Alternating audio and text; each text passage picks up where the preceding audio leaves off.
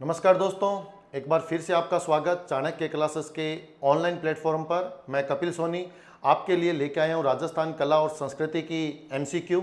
और इस एमसीक्यू की सीरीज़ के अंदर ये अपना चौथा जो है वीडियो आ रहा है, चौथी वीडियो आप लेके आ रहे हैं हम। और चौथी इस वीडियो के अंदर जो पेपर आपके साथ रूबरू होने जा रहा है वो है वरिष्ठ अध्यापक ग्रुप ए का पेपर 29 जनवरी 2023 को।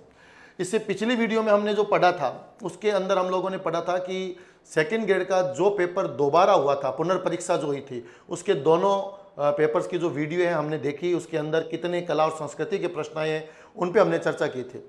ये वो पेपर है जो स्टार्टिंग में हुआ था और बाद में ये कैंसिल हुआ था। इस पेपर के अंदर से कितने प्रश्न उठ के आए हैं हम उन पे बात करते हैं। देखिए, इस चैप्टर को अपन आगे शुरू करें उससे पहले आप थोड़ा सा इस बात पे गौर कीजिए कि आपके 3 वीडियोज हो गए हैं, चौथा वीडियो आपका चल रहा है ये। और आपको करना क्या है कि इस वीडियो को आप अलग अलग ग्रुप में शेयर करें, आगे से आगे अपने दोस्तों को भेजें। जो फ़ायदा आप उठा रहे हैं इस वीडियो को देखकर वो अन्य भी दोस्त मित्र आपके उठा पाएँ फ़ायदा। और ये प्रश्न जितने आप पढ़ रहे हैं सभी महत्वपूर्ण हैं। और आप जब इन पूरी वीडियोस को देखेंगे, लगभग ये डेली अपने डाल रहे हैं, और जितने भी 2022-23 के जितने भी पेपर हुए उनके अंदर ये सारे प्रश्न जितने भी आए हैं उन सब पे अपन चर्चा करेंगे। अभी फिलहाल हम आरपीएससी के अंदर जो पेपर हुए हैं उन सबके उठा रहे हैं ना। अभी फिलहाल जो अपन उठा रहे हैं वो आरपीएससी के अंदर जितने भी पेपर्स हुए हैं उनको उठा रहे हैं। उसके बाद में हम लोग आरएसएम एसएसबी जो है हमारा अधीनस्थ बोर्ड, उसके जितने पेपर हुए थे उन पे भी चर्चा करेंगे। भी उनमें आर्ट एंड कल्चर के कौन से प्रश्न आए हैं। आपको इन सब वीडियोस को अच्छे से देखना है। ये चाहे 20 वीडियो हो, 30 वीडियो हो, 40 वीडियो हो, जितनी भी बनेगी कंटिन्यू अपने को डालनी है। और प्रयास यह रहेगा कि इसको डेली डालें, डेली एक वीडियो डाल दें, नहीं तो कम से कम एक दिन छोड़कर एक दिन वीडियो आपका आ जाएगा। ये आपको जितने भी ये 5-7 प्रश्न आप कर रहे हैं इसमें ज़्यादा समय आपका लग नहीं रहा है, लगभग 20 से 25 मिनट का ये वीडियो होता है। आप इसको अच्छी स्पीड पे करके भी आप देख सकते हैं, तुरंत वो 15 से 20 मिनट में आपका कवर हो जाएगा। एक एक प्रश्न पे अपन चर्चा कर रहे हैं तो उससे निकल कर जो प्रश्न आ रहे हैं वो प्रत्येक के अंदर से ऐसे मान लो 3-3, 4-4 प्रश्न निकल रहे हैं, तो लगभग एक वीडियो के अंदर अपन लगभग 20 से 25 प्रश्न कवर कर पा रहे हैं। 7-8 प्रश्न मत मानिए उसको, 20 से 25 प्रश्न आप उसको मानिए। तो इन पे अपन जब चर्चा कर रहे हैं तो आपको क्या याद रखना है कि इनको बार बार कुछ प्रश्न रिपीट हो रहे हैं, बार बार प्रश्न रिपीट होकर आ रहे हैं, तो इससे भी आपको सीखने को मिलेगा कि बहुत सारे प्रश्न ऐसे हैं जो रिपीट होते हैं। तो आप जब इस एमसीक्यू को पढ़ेंगे तो आपको कोई भी इसमें दिक्कत नहीं आएगी। अपन आगे शुरू करते हैं। आज जो पेपर आपके लिए लेके आए हैं वो वरिष्ठ अध्यापक 2022 का ग्रुप ए का पेपर है, जो दिनांक 29 जनवरी 2023 को ये पेपर हुआ। कुल प्रश्न सेकंड ग्रेड के फर्स्ट पेपर में जो आता है, ध्यान से सुनिएगा, सेकंड ग्रेड के, क्योंकि बहुत सारे बच्चे हो सकते हैं पहली बार ही सेकंड ग्रेड दे रहे हो। सेकंड ग्रेड का जो फर्स्ट पेपर होता है जीके वाला, उस फर्स्ट पेपर के अंदर 100 प्रश्न आएंगे और 100 प्रश्नों में से कला और संस्कृति के प्रश्न, ये जो आज अपने चेक करने जा रहे हैं ना ग्रुप ए का पेपर, इसमें लगभग 10 प्रश्न आए हैं भाई। तो जो मैं आपको रोजाना ये बात बता रहा हूं कि लगभग 8 से 10 प्रश्न प्रत्येक परीक्षा में कला और संस्कृति के पूछे जाते हैं। और इन 8 से 10 प्रश्नों पे जब हम चर्चा करते हैं तो वो 20 से 25 प्रश्नों के बराबर हो जाता है। और एक वीडियो जो 15-20 मिनट की वीडियो है, इसमें आप जब 15 से 20 क्वेश्चन आप सोल्व आउट कर पाएंगे, और इस तरीके से जब आप लगभग 40-50 वीडियो के आसपास ये हो जाएंगी, धीरे धीरे लंबे टाइम तक इसको देखना है। जब तक आपकी वैकेंसी आएगी, आप रोजाना 15-20 मिनट अगर इस वीडियो के लिए निकालते हैं तो जब तक आप उस पेपर के पास जाएंगे आपको अलग से कला संस्कृति नहीं पढ़नी पड़ेगी। ये मेरा विश्वास कीजिए, आपको तब तक काफ़ी सारा मैटर कला और संस्कृति का याद हो जाएगा। क्योंकि मैंने आपको कोई फालतू कहानियाँ नहीं पढ़ानी है, फालतू कोई कथाएं नहीं सुनानी है। इसमें अपन केवल और केवल टेक्निकल बात करेंगे, टेक्निकल प्रश्नों पे चर्चा करेंगे और केवल उन्हीं बातों पे बात करेंगे जो एग्जाम की दृष्टि से महत्वपूर्ण है। चलिए, ज़्यादा बातचीत ना करते हुए अपन प्रश्न की ओर चलते हैं। आज आपके सामने ये प्रश्न है, देखिए बड़ा इंपॉर्टेंट प्रश्न था, इंपॉर्टेंट ये प्रश्न था। ज़्यादातर किताबों में इसकी चर्चा कम है। ये अलग बात है कि जब ये प्रश्न आया तो उसके बाद में बहुत सारे लोगों ने किताबों में भी डाल दिया, नोट्स में भी डाल दिया, और इसके बाद में वीडियोस बना बना कर भी इस प्रश्न को डाला। प्रश्न क्या है देखिए मित्रों, प्रश्न है कि फूटा देवल का मेला, फूटा देवल का मेला कहाँ पर आयोजित होता है। ये फूटा देवल का मेला कहाँ पर आयोजित है, ये प्रश्न था। ऑप्शन थे आपके सामने उदयपुर, सिरोही, राजसमंद और डूंगरपुर। इंग्लिश में है वेयर इज फूटा देवल फेयर हेल्ड, उदयपुर, सिरोही, राजसमंद और डूंगरपुर। तो इसका जो सही उत्तर है कि ये फूटा देवल कहाँ पर है। फूटा देवल का जो मेला लगता है ये लगता है मित्रों राजसमंद में। ये मेला लगता है राजसमंद में। देखिए राजसमंद में आपको पता है कि एक दुर्ग है, महाराणा प्रताप की जन्मस्थली कुंभलगढ़, है ना। कुंभलगढ़ के अंदर आपको पता है कटारगढ़ है ना। कटारगढ़ के अंदर बादल महल में महाराणा प्रताप का जन्म हुआ। इसी कुंभलगढ़ के पास में कुछ किताबें ये कहती है कि कुंभलगढ़ के अंदर, तो कुंभलगढ़ के अंदर या कुंभलगढ़ के पास में एक मंदिर है भगवान परशुराम जी का। भगवान परशुराम जी का एक मंदिर है। तो परशुराम जी का जो ये मंदिर है, इस मंदिर में श्रावण के महीने में एक मेला लगता है। और श्रावण माह में जो ये मेला लगता है इसका नाम है फूटा देवल का मेला। श्रावण महीने में लगता है, लगभग 3 दिन ये मेला चलता है। और भगवान परशुराम जी का ये मंदिर है, यहाँ पे ये मेला लगता है। और परशुराम जी का ये मंदिर कुंभलगढ़ में है, और कुंभलगढ़ जो है वो राजसमंद में है। तो इसका जो उत्तर बन रहा था वो बन रहा था राजसमंद, ये आपको ध्यान रखना है। फूटा देवल दोबारा रिपीट हो सकता है प्रश्न, ध्यान रखिएगा। राजसमंद में बताएंगे, कुंभलगढ़ में। चलिए अगले प्रश्न की ओर। अगला प्रश्न आपके सामने आपकी स्क्रीन पर है कि कजली तीज का त्योहार कहाँ मनाया जाता है। तो पहले अपन यही देख लें कि कब मनाया जाता है, क्योंकि अपन है ना पढ़ ही रहे हैं। तो where is the Kajli Teej festival is celebrated, Barmer में, बूंदी में, जयपुर में और जोधपुर में। तो कजली तीज जो है, देखिए पहले तो अपन इस कजली तीज पे बात करते हैं। कजली तीज वो है जिसको आप लोग बड़ी तीज बोलते हैं। ये वो तीज है जिसको आप बड़ी तीज बोलते हैं। आप इसको बूढ़ी तीज बोलते हैं, बूढ़ी तीज, इसको बूढ़ी तीज। इसमें सातू का भोग लगाया जाता है। सातू एक मिष्ठान का नाम है। सातू का भोग लगाया जाता है, इसीलिए इसको सातुड़ी तीज भी कहा जाता है। सातू का भोग लगाते हैं। इस दिन नीम के वृक्ष की पूजा की जाती है। नीम के वृक्ष की पूजा की जाती है, इसीलिए इसको नीमड़ी तीज भी बोला जाता है। नीम के वृक्ष की इस दिन पूजा की जाती है। इसके अतिरिक्त इस दिन चंद्रमा और हमारे शास्त्रों में चंद्रमा की पत्नी माना गया है रोहिणी को, जो कि एक नक्षत्र है। तो इस दिन चंद्रमा और रोहिणी की पूजा भी की जाती है। चंद्रमा और रोहिणी की पूजा। तो एक बार दोबारा देख लीजिए, कजली तीज, बड़ी तीज, बूढ़ी तीज, सातुड़ी तीज, नीमड़ी तीज, चंद्रमा और रोहिणी की पूजा होती है। और ये जो तीज है इसको कहाँ की ये फेमस है, ये फेमस है बूंदी की। उत्तर आएगा इसका बूंदी। तो बूंदी में जो तीज मनाई जाती है वो आपको याद रखना है, कजली तीज है। कब मनाते हैं इसको, तो आप इस त्योहार का आप याद रखना कि भाद्रपद के महीने में ये तीज आती है और भाद्रपद के कृष्ण पक्ष की तृतीया है। भाद्रपद के कृष्ण पक्ष की ये तृतीया है और भाद्रपद कृष्ण तृतीया में ये मेला भरता है बूंदी के अंदर कजली तीज का। तो चूंकि कजली तीज पे बात हुई है तो ये आप इतना याद रखें। इसके साथ साथ ही अगर आप याद करना चाहें एक छोटी तीज जिसको हम बोलते हैं, है ना, तो वो भी आप यहीं पर ही पढ़ लीजिए। तो जो छोटी तीज होती है इसको हम लोग झूला तीज बोलते हैं, क्योंकि इसमें महिलाएं झूले लेती हैं, इसको छोटी तीज बोला जाता है। छोटी तीज फेमस कहाँ की है, तो आप बताएंगे छोटी तीज फेमस है जयपुर की।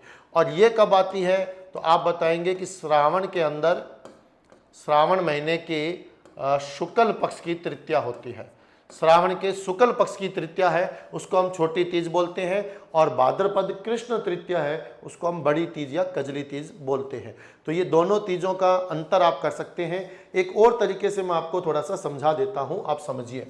देखिए पहले महीना आता है श्रावण का, और उसके बाद महीना आता है भाद्रपद का, ठीक है। आपको ये सब भली भांति पता है कि ये जो पक्ष होता है इसको हम बोलते हैं कृष्ण पक्ष, और ये जो पक्ष होता है इसको हम बोलते हैं शुक्ल पक्ष। तो श्रावण के शुक्ल पक्ष की तृतीया है यहाँ पर, और भाद्रपद के, वापिस लिख देता हूँ, कृष्ण शुक्ल पक्ष, भाद्रपद के कृष्ण पक्ष की तृतीया है। तो यहाँ पर जो है ये तो है छोटी तीज, और यहाँ पर जो आती है इसको हम बोलते हैं बड़ी तीज। छोटी तीज जैसे कि मैंने बताया, जिसे हम त्योहारों का आगमन कहते हैं, जयपुर की है। और बड़ी तीज जो है ये आपको याद रखना है कहाँ की फेमस है, बूंदी की है।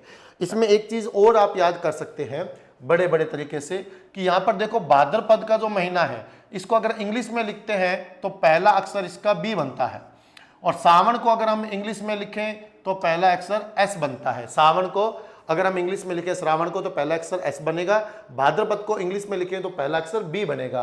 तो पहला अक्षर जो बी है, इस बी से आप बनाएंगे बिग, बिग मतलब बड़ा, और सावन में एस है तो एस से आप बनाइए स्मॉल, स्मॉल। तो सावन में एस है, एस से बनाया स्मॉल, भाद्रपद में बी है, बी से बनाया बिग। तो आपको इतना याद रखना है पहले कि सावन में स्मॉल है तो मतलब स्मॉल तीज आएगा, और भाद्रपद में बी फॉर बिग है तो बिग तीज यानी बड़ी तीज आएगी। ये आपको याद रखना है। चलिए अगले प्रश्न की ओर चलते हैं, और अगला प्रश्न आपकी स्क्रीन पर है कि सांझी के रूप में किस देवी की पूजा की जाती है। प्रश्न है सांझी के रूप में किस देवी की पूजा की जाती है। तो सांझी के रूप में ऑप्शन है आपके सामने, पार्वती की पूजा होती है, दुर्गा की पूजा होती है, सरस्वती की पूजा होती है, या लक्ष्मी की होती है। तो सांझी के रूप में किसकी पूजा होती है? सांझी के रूप में मित्रों पार्वती मैया की पूजा होती है, ये आपको ध्यान रखना है। सांझी जो है राजस्थान के अंदर आपको याद रखना है कि वैसे तो पितृपक्ष में मनाई जाती है। पितृपक्ष, पितृपक्ष कब मनाते हैं हम? पितृपक्ष मनाते हैं आश्विन के महीने में, जिसको हम श्राद्ध पक्ष भी बोल देते हैं, श्राद्ध पक्ष। तो श्राद्ध पक्ष या पितृपक्ष में ये सांझी मनाई जाती है।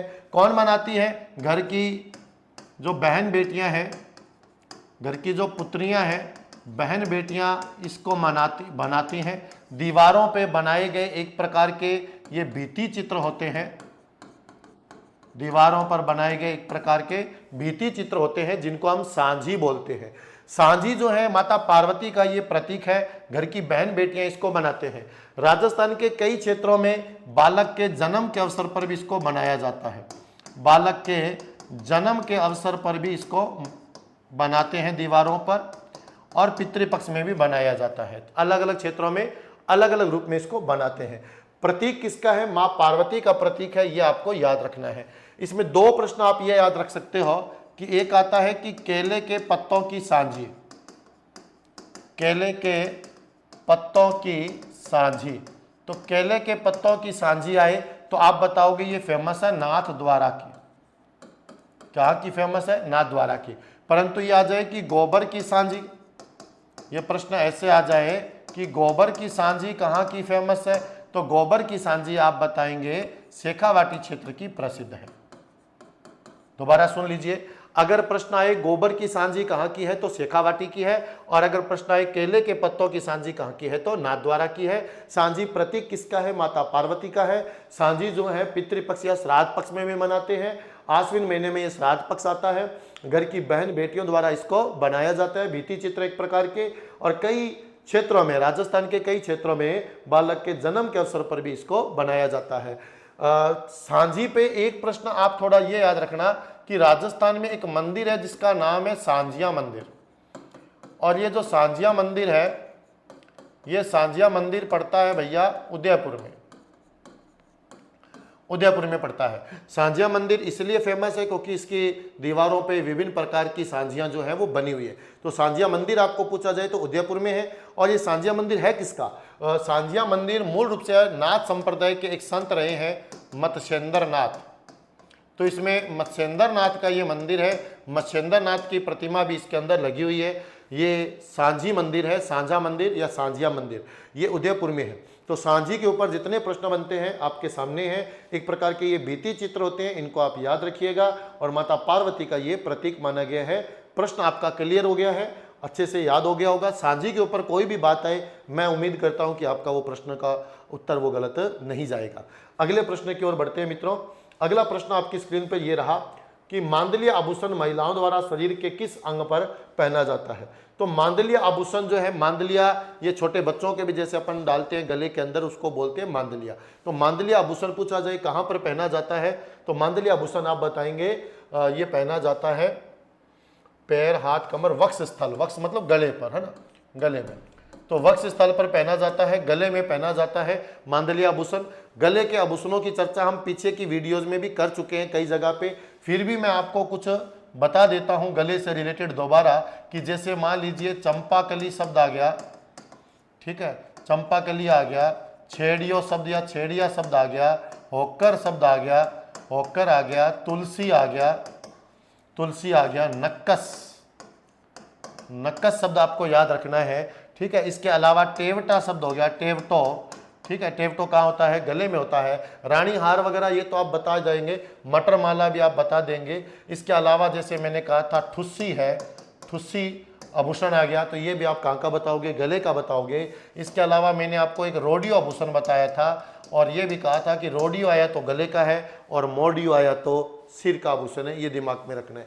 तो कुल मिला के ये जितने आभूषण बन सकते हैं सिर के, मैंने कुछ इंपॉर्टेंट आपको बताए हैं। इनको ही आप बड़े बड़े लेवल पे याद रखेंगे तो आपका बहुत सारे प्रश्न इसमें क्लियर हो जाएंगे। चलिए अगले प्रश्न की ओर चलते हैं, और अगला प्रश्न आपकी स्क्रीन पर यह रहा कि मान चरित्र रासों के रचयिता कौन है? मान चरित्र रासों के रचयिता कौन है? देखो पहले तो इस ग्रंथ को पढ़ते हैं, मान चरित्र, तो इसका मतलब मान सिंह कोई राजा है और उसके चरित्र की बात की गई है। मान सिंह के चरित्र की बात की गई है। तो अगर मैं ये कहूं कि ये मान सिंह जो है ये मान सिंह फर्स्ट है, और मान सिंह फर्स्ट है तो ये राजा कहाँ का हो गया है? आमेर का हो गया है। और आमेर के राजा के अगर हम देखें तो इनमें से आप जब इस ऑप्शन को देखेंगे कि मान सिंह फर्स्ट से रिलेटेड बात कर रहे हैं, आपको क्या याद रहेगा कि जैसे ये दयालदास है, राव जयसी के समय है, ठीक है। आपको पता चले कवि बांकीदास है, मान सिंह राठौड़ के समय है। आपको पता चलेगा नैन्सी है, ये जसवंत सिंह प्रथम के समय है, ठीक है। तो अलग अलग राजाओं के समय ये रहे हैं। तो कवि नरोत्तम जो है ना, यह आपको याद रखना है, मान सिंह प्रथम का दरबारी कवि है। मान सिंह प्रथम का ये दरबारी कवि था, कवि नरोत्तम, ठीक है। दयालदास री ख्यात आप पढ़ते हैं, इनका ग्रंथ मिलता है दयालदास री ख्यात, ठीक है। दयालदास री ख्यात भी आपको इसमें मिलता है। कवि बांकीदास जो है इनके कई ग्रंथ हैं, पर इनका एक गीत बड़ा फेमस है, आयो अंग्रेज मुल्क रे ऊपर, आयो अंग्रेज मुल्क रे ऊपर। तो ये बांकीदास क्या है? और बांकीदास जोधपुर के राजा, मारवाड़ के राजा मान सिंह राठौड़ का दरबारी है, उसका काव्य गुरु है। मान सिंह राठौड़ का काव्य गुरु था, मान सिंह राठौड़ का काव्य गुरु था बांकीदास। और ये जो बांकीदास है इसको हम और क्या बोलते हैं? इसको हम बोलते हैं मारवाड़ का बीरबल, मारवाड़ का बीरबल कहा जाता है बांकीदास को। काव्य गुरु है मान सिंह राठौड़ का, ठीक है। तो ये बांकीदास और इनका ग्रंथ है आयो अंग्रेज मुल्क रे ऊपर। इसके अलावा बहुत सारे ग्रंथ हैं इनके, जैसे आप पढ़ेंगे धवल पच्चीसी, दातार बावनी, सूर छत्तीसी, इस प्रकार के इनके ग्रंथ आपको याद रखने हैं। बांकीदास मारवाड़ रियासत से रिलेटेड है। नैन्सी की बात करें तो नैन्सी का ग्रंथ आपको मिलता है नैन्सी री ख्यात, नैन्सी री ख्यात, ये इनका ग्रंथ मिलता है। और दूसरा आपको मिलता है मारवाड़ रा परगना री विगत, मारवाड़ रा परगना री विगत। तो मारवाड़ रा परगना री विगत आपको पूछा जाए किसका है, तो नैन्सी का ग्रंथ है। तो मारवाड़ रा परगना री विगत है, तो वैसे ही आप ये तो मारवाड़ का चला गया उधर, आमेर का तो कोई मतलब ही नहीं है इसमें। और ये वैसे भी अगर आपको याद रखना है तो नैन्सी जसवंत सिंह फर्स्ट का दरबारी कवि है नैन्सी, जिसको हम मारवाड़ का या राजस्थान का अबुल फजल बोलते हैं। तो ये चीजें आपको ध्यान में रखनी है। और इसका सही जो उत्तर आपका बनेगा कि मान चरित्र रासो किसने लिखा, तो उत्तर बनेगा कवि नरोत्तम ने। और कवि नरोत्तम मान सिंह प्रथम के दरबारी कवि हैं, और उन्होंने मान सिंह के ऊपर उनका ये ग्रंथ लिखा है मान सिंह रासो, ठीक है। नेक्स्ट प्रश्न की ओर चलते हैं। बहुत ही स्पीडली अपने इसको कर रहे हैं और अच्छे से करने का प्रयास कर रहे हैं, आपको दिमाग में रखना है इसको। अगला प्रश्न है अग्नि नृत्य का उद्गम किस स्थान से हुआ? अग्नि नृत्य है, इसको कतरियासर बीकानेर से इसका उद्गम माना गया है। अग्नि नृत्य की बात करें तो भैया किस पंथ से रिलेटेड है ये जसनाथी संप्रदाय से या जसनाथी पंथ से रिलेटेड है। जसनाथी पंथ के अंदर जब अंगारों पर नृत्य किया जाता है, अंगारों पर नृत्य किया जाता है, तो अंगारों पर नृत्य किया जाता है तो उसको बोला जाता है अग्नि नृत्य। इस अग्नि नृत्य के अंदर जो कलाकार भाग लेते हैं वो फतेह फतेह का जय घोष करते हैं, फतेह फतेह का जय घोष करते हैं, एक नारा लगाते हैं। अंगारों पर नृत्य करने की जो ये कला है इसको मतीरे फोड़ना बोला जाता है, मतीरे फोड़ना बोला जाता है। तो मतीरे फोड़ना आपको पूछ लिया जाए क्या है, तो अंगारों पर नृत्य करना मतीरे फोड़ना है। और फतेह फतेह जय घोष एक इसमें किया जाता है, क्या है ये, एक प्रकार का जय घोष है, ये नारा लगाया जाता है, ठीक है। फतेह फतेह का इसमें जय घोष किया जाता है। इसके अतिरिक्त इसमें रुस्तम जी की भी जय बोली जाती है, है ना, रुस्तम जी का गुणगान इसमें किया जाता है। रुस्तम जी के बारे में, रुस्तम जी कौन है? ये जसनाती पंथ के एक संत रहे हैं, एक शिष्य रहे हैं रुस्तम जी। और रुस्तम जी वो हैं जिन्होंने औरंगजेब को भी, औरंगजेब के दरबार में जाके रुस्तम जी ने वहां अपनी वाणियां सुनाई। कहते हैं खुद औरंगजेब बड़ा प्रभावित हुआ था रुस्तम जी से, और उनको एक नगाड़ा, एक घोड़ा और एक निशान भेंट किया था। ये रुस्तम जी की बात है। रुस्तम जी की बात आज जसनाती पंथ से रिलेटेड करेंगे। जसनाती पंथ वो है जिसके प्रवर्तक जसनाथ जी है। इसकी मुख्य पीठ कतरियासर में है। कतरियासर कहाँ पर पड़ेगा? आपका बीकानेर में पड़ेगा, है ना। और इस नृत्य को संरक्षण प्रदान किसने किया? इस नृत्य को किस शासक ने संरक्षण प्रदान किया था? तो आप याद रखेंगे महाराजा गंगा सिंह ने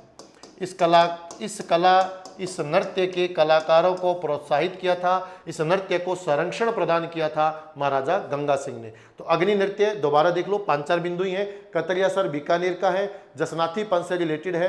अंगारों पर यह नृत्य किया जाता है जिसे मतीरे फोड़ना बोलते हैं। इसमें जय घोष होता है, फतेह फतेह। उसके अतिरिक्त रुस्तम जी का गुणगान इसके अंदर किया जाता है, रुस्तम जी का भी जय घोष किया जाता है। और रुस्तम जी का संबंध आप किस पंथ से बताएंगे? जसनाती पंथ से बताएंगे। तो इस तरीके से ये प्रश्न आपका क्लियर हो रहा है। फटाफट हम अगले प्रश्न की ओर चलते हैं, ज़्यादा समय नहीं लगाएंगे। बस ऐसा वीडियो बनाना है कि आप तुरंत उसको देखें, तुरंत आपका सब मटेरियल क्लियर हो जाए अच्छे से। नहीं समझ में आए तो एक बार थोड़ा पीछे जा करके दोबारा रिपीट कर लिया करो। अच्छे से इसको पढ़ो और ज़्यादा से ज़्यादा ग्रुप के अंदर इसको आप फॉरवर्ड कीजिए, ताकि बाकी बच्चे भी इसका आनंद ले पाएँ, इससे ज्ञान प्राप्त कर पाएँ, समझ पाएँ और अपने लक्ष्य को प्राप्त कर पाएँ। चलिए आगे चलते हैं। अगला प्रश्न, क्योंकि पुराने प्रश्न आप पढ़ लेंगे ना, दिक्कत नहीं आने वाली। आप जिस भी टीचर से पढ़ रहे हैं, जो भी अध्यापक आपको ऑनलाइन ऑफलाइन कहीं पढ़ा रहे हैं, आपको उस पर कॉन्फिडेंस भी आएगा। आपको कॉन्फिडेंस मिलेगा कि जो टीचर से हम पढ़ रहे हैं ना, वो सही पढ़ा रहे हैं, क्योंकि यही परीक्षा में आ रहे हैं, वही टीचर हमें पढ़ा रहे हैं। तो इससे आपको अच्छा कॉन्फिडेंस भी आएगा खुद पे भी, और अध्यापक के ऊपर भी आपका जो विश्वास है वो और दिन प्रतिदिन बढ़ता चला जाएगा। चलिए प्रश्न है, लोक देवता मल्लीनाथ जी का मंदिर कहाँ स्थित है? देखिए खड़नाल की ऑप्शन है, खड़नाल, रुनेचा, ददरेवा और तिलवाड़ा। खड़नाल जो है ये रिलेटेड है, आप बताएंगे तेजा जी से, है ना। और रुनेचा जो है ये आप बताएंगे रामदेव जी से रिलेटेड है, रामदेव जी से। ददरेवा चूरू के अंदर ये रिलेटेड है गोगा जी से, गोगा जी की जन्म स्थान, ठीक है। तो बच गया तिलवाड़ा। तो तिलवाड़ा जो है ये बालोतरा में है, वर्तमान बालोतरा डिस्ट्रिक्ट, प्राचीन के दृष्टि से देखें तो बाड़मेर डिस्ट्रिक्ट। लूनी नदी के किनारे, लूनी नदी के ये किनारे हैं। ये प्रश्न ऐसा सा कुछ पहले भी आ चुका है। तो बालोतरा में लूनी नदी के किनारे तिलवाड़ा के अंदर मल्लीनाथ का मेला लगता है। मल्लीनाथ के बारे में हमने पहले भी पढ़ा है कि इन्होंने कौन सा पंथ चलाया था? कुंडा पंथ। कुंडा पंथ का प्रवर्तक आपको पूछा जाए तो कौन है? मल्लीनाथ जी हैं। मल्लीनाथ जी जो हैं इन्होंने निजामुद्दीन की सेना को पराजित किया था, और निजामुद्दीन की 13 दलीय सेना को पराजित किया था। 13 दलीय सेना को पराजित किया था। तो बड़े ये योद्धा रहे हैं, बड़े ताकतवर योद्धा रहे हैं मल्लीनाथ जी। राजस्थान के ये एक संत भी हैं, क्योंकि इन्होंने पंथ चलाया है। ये राजस्थान के एक लोक देवता है, पर बड़े वीर योद्धा रहे हैं। इसीलिए तो देखिए इनका एक नाम मिलता है मल्लीनाथ का, कि इनको आप चमत्कारी योद्धा, ये नाम अगर आ जाए आपको याद रखना है मल्लीनाथ का है। चमत्कारी योद्धा तथा सिद्ध पुरुष, या ऐसे लिखा जाए कि सिद्ध पुरुष और चमत्कारी योद्धा। तो सिद्ध पुरुष और चमत्कारी योद्धा, अर्थात चमत्कारी योद्धा और सिद्ध पुरुष किसको कहा जाता है? मल्लीनाथ को कहा जाता है। मल्लीनाथ की जो पत्नी है रूपा दे, उनका मंदिर मैंने पीछे वीडियो में बताया मालाजाल गांव के अंदर है बालोतरा में, और उन्हें हम बरसात की देवी के रूप में पूजते हैं। तो ये इस तरीके से आपको याद रखना है। इनके थोड़ा सा इंपॉर्टेंट प्रश्न एक ये बन सकता है मल्लीनाथ पे, कि इनके गुरु का नाम पूछा जा सकता है। तो गुरु का नाम आपको याद रखना है उगम जी भाटी है, उगम जी भाटी। तो उगम जी भाटी जो है वो इनके गुरु का नाम है, ये भी आपको याद रखना है। और एक इनके गुरु और थे दारू जी मेघवाड़, दारू जी मेघवाड़। तो मेघवंशी समाज के दारू जी और उगम जी भाटी ये इनके गुरु रहे हैं मल्लीनाथ जी के। बालोतरा में इनका ये मंदिर है, तिलवाड़ा में लूणी नदी के किनारे। और इनका जो पशु मेला लगता है, हमने पीछे वीडियो में भी पढ़ा था कि ये पशु मेला जो है ये चैत्र के महीने में लगता है और चैत्र के कृष्ण पक्ष की एकादशी से लेकर शुक्ल पक्ष की एकादशी तक लगता है। लगभग 15-16 दिन तक चलने वाला ये पशु मेला राजस्थान का सबसे प्राचीन पशु मेला माना गया है। और विक्रम संवत का जो पंचांग होता है, कैलेंडर, और विक्रम संवत में लगने वाला ये अंतिम पशु मेला माना गया है, मल्लीनाथ पशु मेला। तो ठीक है मित्रों, इस तरीके से आप मल्लीनाथ जी का काफी कंसेप्ट पढ़ चुके हैं। पीछे वीडियो में भी आ चुका है, इसका मतलब मल्लीनाथ पे प्रश्न रिपीट हो रहा है, यह भी आपको दिमाग में रखना है। इसके बाद में अगला प्रश्न आ रहा है कि सूर्य और विष्णु के सम्मिलित भाव की प्रतिमा किस मंदिर में स्थित है। देखिए, सूर्य और विष्णु के सम्मिलित भाव की प्रतिमा इसलिए ये कहा जा रहा है, इसका उत्तर मैं पहले बता देता हूं आपको क्या है। और उत्तर है इसका सूर्य मंदिर झालापाटन झालावाड़। असल में क्या है कि ये जो मंदिर है यहाँ पर, ये सूर्य मंदिर शैली में बना है। सूर्य मंदिर शैली में बना हुआ ये एक मंदिर है, जो सूर्य मंदिर शैली, मतलब जिस प्रकार के सूर्य भगवान का मंदिर होता है, सूरज भगवान का, तो सूर्य मंदिर में जिस प्रकार से सूर्य का रथ आदि दिखाया जाता है, वो रथ की जो शैली होती है उस तरीके से बना हुआ है। इसमें जो इसका गर्भगृह है, उसमें जो मूर्ति लगी है उस गर्भगृह के अंदर, उसको चतुर्भुज मूर्ति है, चतुर्भुज मूर्ति है। और चतुर्भुज जो प्रतिमा या मूर्ति ये लगी हुई है, इस चतुर्भुज प्रतिमा को अगर हम देखते हैं तो ये इसकी जो छवि है वो भगवान विष्णु जैसी पड़ती है, भगवान विष्णु जैसी। इसीलिए ये प्रश्न इस तरीके का बनाया गया है कि सूर्य और विष्णु का सम्मिलित भाव की प्रतिमा। तो ये प्रतिमा आपको ध्यान रखनी है, ये झालापाटन के सूर्य मंदिर में है। और ये जो सूर्य मंदिर है झालापाटन का, बड़ा ये प्रसिद्ध ये मंदिर रहा है। इसको 7 सहेलियों का मंदिर भी बोला जाता है, 7 सहेलियों का मंदिर भी इसको बोला जाता है, 7 सहेलियों का, या इसको पद्मनाभ का मंदिर भी बोला जाता है, पद्मनाभ। तो पद्मनाभ का मंदिर भी इसको बोला जाता है। सूर्य मंदिर है ये, झालापाटन के अंदर झालावाड़ में है। मित्रों याद रखना है, इसके अंदर जो प्रतिमा लगी है भगवान सूर्य देव की, वो देखने में भगवान विष्णु जैसी है। हालांकि कई बुक्स ये भी कहती हैं कि विष्णु को समर्पित मंदिर है, ये भी कहा जाता है, परंतु कुछ विद्वान लोगों का ये मानना है कि जो सूर्य भगवान की प्रतिमा है वो देखने में विष्णु जैसी है, इसलिए सूर्य और विष्णु दोनों का भाव एक ही प्रतिमा में नजर आ रहा है। और वो मंदिर आपको बताना है कहाँ पर है, सूर्य मंदिर झालापाटन झालावाड़ के अंदर है। ठीक है, इसके अलावा दूसरे ऑप्शन थे, जैसे सोमेश्वर मंदिर है किराड़ू के अंदर। तो सोमेश्वर मंदिर आपको पता है भगवान शिव से रिलेटेड है। जगदीश मंदिर हमने पढ़ा था उदयपुर में, ये भगवान विष्णु को समर्पित है। और श्रीनाथ जी का मंदिर नाथद्वारा में पढ़ा था, भगवान कृष्ण को समर्पित, श्रीनाथ जी को समर्पित मंदिर है। चलिए अगले प्रश्न की ओर चलते हैं। और अगला प्रश्न आपकी स्क्रीन पे ये रहा कि बूंदी के तारागढ़ दुर्ग का निर्माण किसने करवाया था। देखिए, बूंदी का जो तारागढ़ दुर्ग है, ये प्रश्न कई परीक्षा में आया। पीछे शायद एक LAC की भर्ती हुई थी, उसमें भी ये प्रश्न आया था, और सेकंड ग्रेड में भी आया हुआ, देखिए, है ना। तो इसका उत्तर जो है ये सीधा सीधा अपन पढ़ लेते हैं कि इसका उत्तर क्या है, राव बरसिंह। राव बरसिंह जो है, इन्होंने इसका निर्माण करवाया है। देवन सिंह हाड़ा के ये प्रपौत्र थे, और बर सिंह ने बूंदी के किले यानी तारागढ़ का निर्माण करवाया। बूंदी नाम जो इसका पड़ा, ये कहा जाता है कि एक बूंदा मीणा है, बूंदा मीणा। बूंदा मीणा के नाम पर इसका नाम जो पड़ा, ये बूंदी पड़ा, बूंदा मीणा के नाम पर इसका नाम पड़ा बूंदी। तारागढ़ दुर्ग, है ना। तारागढ़, इसको तारागढ़ क्यों कहते हैं? इसको तारागढ़ कहते हैं कि जिस पहाड़ी पर बना है उस पहाड़ी की आकृति तारे जैसी, तारे सी आकृति होने के कारण, तारे जैसी आकृति होने के कारण इसका नाम क्या पड़ा, तारागढ़। ये वो है जिसके बारे में रूडयार्ड किपलिंग की एक कोटेशन है। ये वो दुर्ग है, रूडयार्ड किपलिंग, ये आपने नाम सुना होगा, पुस्तक थी इनकी जंगल बुक, जंगल बुक। तो जंगल बुक के जो राइटर है रूडयार्ड किपलिंग, इन्होंने ऐसे माना कि इस दुर्ग का निर्माण भूतों ने या प्रेतों ने करवाया। तो भूतों या प्रेतों के द्वारा इसका निर्माण करवाया गया है। ये तारागढ़ दुर्ग की बात चल रही है, और ऐसी मान्यता है रूडयार्ड किपलिंग की।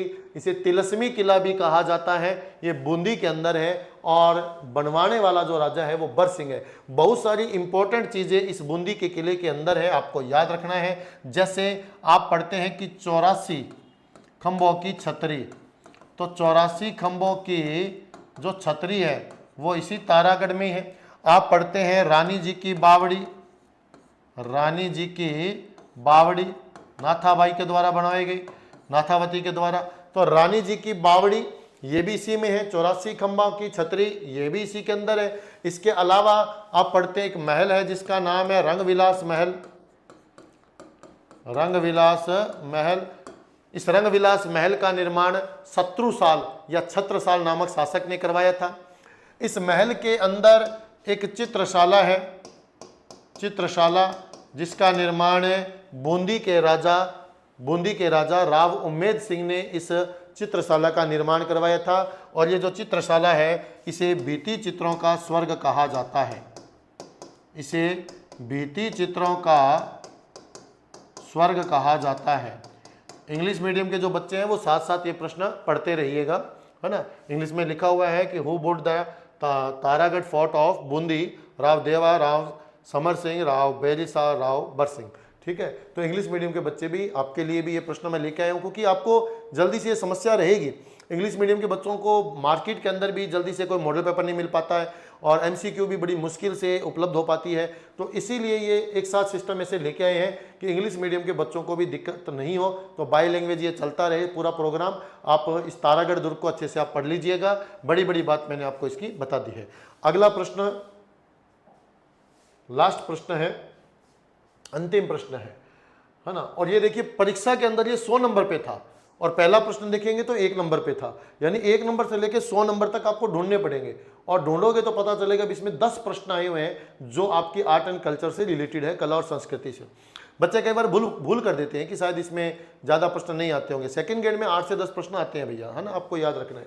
चलिए बात करते हैं इस प्रश्न की। महिला चित्रकारों में कमला और इलायची, कमला और इलायची के नाम किस चित्र शैली से संबंधित है? ऑप्शन है जोधपुर, किशनगढ़, अलवर या नाथद्वारा। तो आपको याद रखना है कि नाथद्वारा से ये रिलेटेड है। नाथद्वारा के अंदर 2 महिला चित्रकारों का ये नाम मिलता है और इनका नाम क्या है? कमला और इलायची। ये नाम नाथद्वारा शैली में है।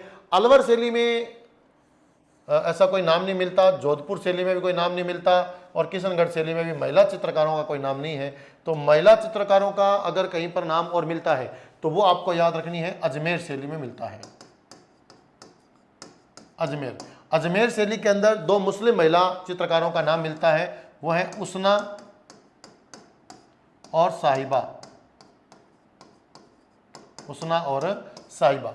तो उसना और साहिबा 2 मुस्लिम महिला चित्रकार हैं। इनका वर्णन आप पढ़ेंगे कौन सी शैली में आएगा? अजमेर में। जबकि कमला और इलायची का संबंध आप किस शैली से बताएंगे? नाथद्वारा से है। नाथद्वारा आपको पता है राजसमंद में है।